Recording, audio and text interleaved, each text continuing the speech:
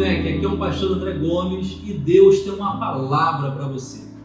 Eu quero compartilhar um texto em que o apóstolo Paulo ele escreve algo que talvez você já tenha lido, talvez você já tenha visto algumas pessoas falando a respeito desse texto, mas é algo muito importante. Eu vejo hoje na humanidade uma pergunta que ecoa há muitos anos, muitos e muitos anos, dizendo: por que eu nasci? Por que Deus nos criou? Por que nós estamos nessa terra? Qual o objetivo de nós estarmos caminhando sobre essa terra? Por que Deus nos chamou para ser seus filhos? Nos tirou do império das trevas e nos trouxe para a maravilhosa luz? Por que Deus nos fez ser uma nova criatura?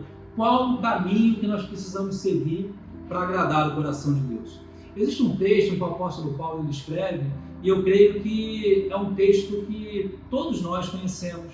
E se você ainda não conhece esse texto, eu quero compartilhar ele com você.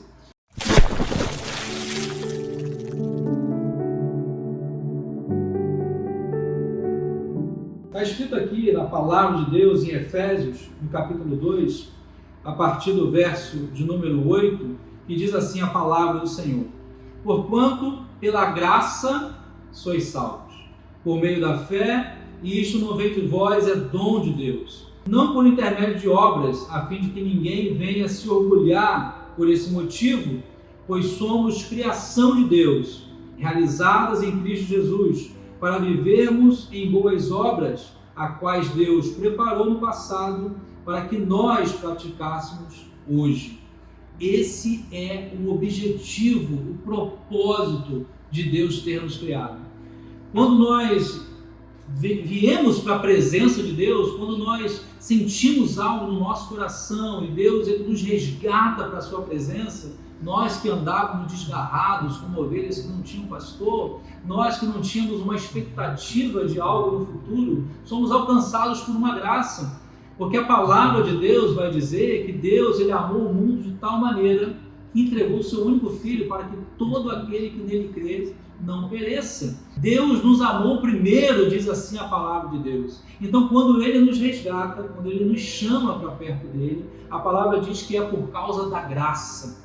Pela graça sois salvos. A graça de Deus é um favor imerecido, é algo que nem eu nem você merecíamos. Mas as misericórdias de Deus se renovam toda manhã, e as misericórdias de Deus são as causas de nós não sermos consumidos, porque pela graça nós fomos salvos. Um dia Deus olhou do céu, olhou para essa terra, olhou para todas as pessoas que estão nessa terra e viu que não havia um justo sequer. Então ele envia o seu Filho por amor à minha vida, por amor à sua vida, e por essa graça, por esse amor, por esse favor que nós não merecíamos, Deus entrega o seu único Filho. Jesus Cristo é entregue naquele madeiro, açoitado, humilhado, e ele morre em favor de toda a humanidade. O nosso Deus, um Deus de aliança, um Deus que nos resgata, um Deus que nos ama, um Deus que nos ajuda, entrega o seu próprio Filho, e é por essa graça que nós somos salvos.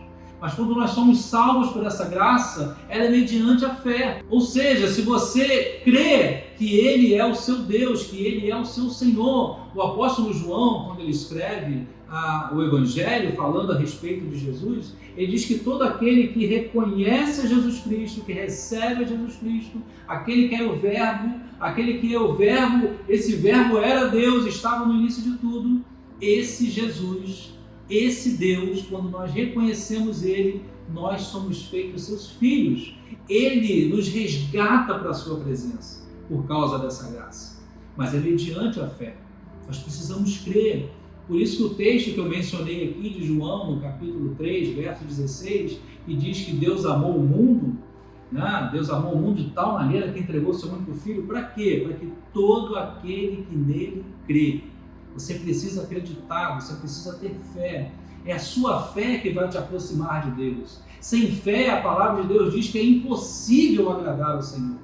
Então essa graça, esse amor, essa presença de Deus, essa misericórdia de Deus, que faz com que nós não venhamos ser consumidos por tudo isso que está acontecendo na humanidade, é o que nos faz estar mais perto dele. É o que nos faz garantir a presença dele na nossa vida. Então essa fé tem que ser uma fé viva, porque não é por obras, O apóstolo Paulo, quando ele escreve aqui, porquanto pela graça sois salvos mediante a fé, e isso não vem de nós, ou seja, nada que nós viéssemos fazer poderia nos garantir essa graça, mas essa graça é mediante uma fé, e essa fé precisa ser uma fé viva, porque eu lembro também que o apóstolo Tiago, quando ele escreve, ele fala sobre uma fé que não pode nos salvar. Por acaso, se eu tenho fé, se eu creio em Deus, mas essa fé não faz com que eu me movimente em prol de uma outra pessoa, em prol dos meus irmãos, em prol daqueles que ainda não conhecem a Cristo, essa é uma fé morta. E essa fé morta não me traz salvação. A fé que me traz salvação, a fé que me faz alcançar essa graça, é uma fé viva, porque nós cremos num Deus vivo. Um Deus que morreu, sim, lá no madeiro, que entregou a sua vida naquele madeiro, que se fez pecado por nós, mas ressuscitou ao terceiro dia. E esse mesmo Deus que ressuscitou ao terceiro dia, ele está vivo. E onde 2 ou mais se reúnem em teu nome, ali ele se faz presente. Então, se você que está assistindo esse vídeo agora, junto comigo, crê que a presença de Deus é real, que nós servimos a um Deus vivo, que você possa sentir aí onde você está a presença desse Deus, porque Ele é um Deus vivo que habita dentro de nós. Nós somos templo, casa, morada do Espírito Santo de Deus. E esse Deus vivo que nos chamou, que nos resgatou por causa de uma fé. A graça nos alcançou mediante a fé. E que fé é essa? Uma fé viva, uma fé que nos faz caminhar sobre essa terra e agradar o coração do Senhor.